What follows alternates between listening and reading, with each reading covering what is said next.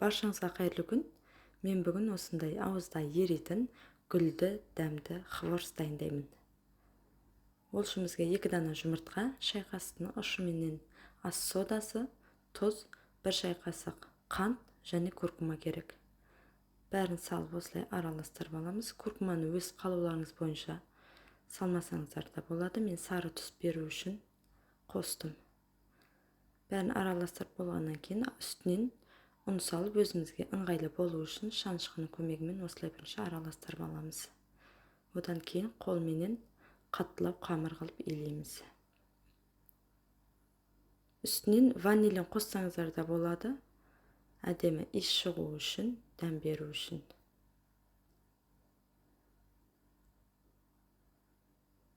Бізде осындай қаттылау қамыры болды.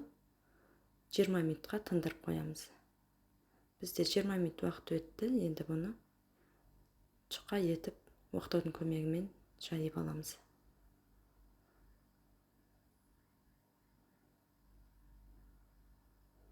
Каналыма тіркеліп, лайк басып, комментарий жазуды ұмытпаңыздар.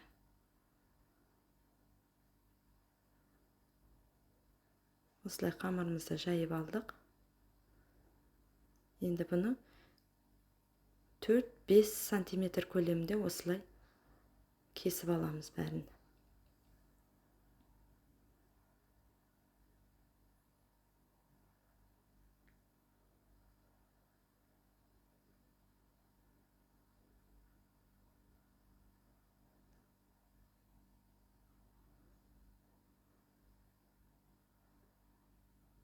Осылай жеке-жеке бәрін алып дайындап аламыз.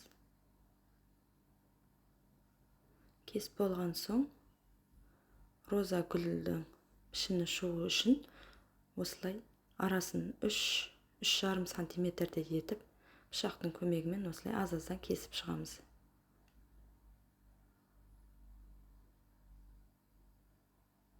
Өзімізге ыңғайлы болу үшін осылай суши таяқшасымен орап алып пісіреміз.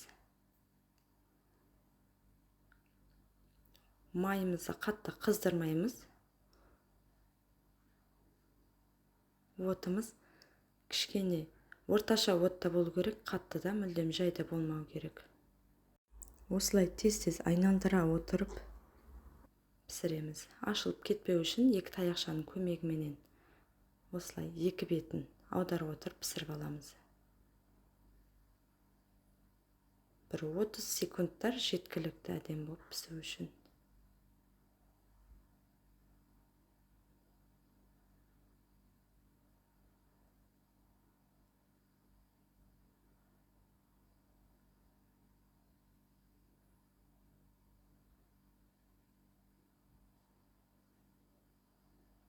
Ыстық кезінде өте илгіш келеді, сондықтан ашылып кеткен жерін бірден таяқшаның көмегіменен осылай біріктіріп отырамыз. Сонда әдемі роза гүлдің пішіні болып шығады бізде.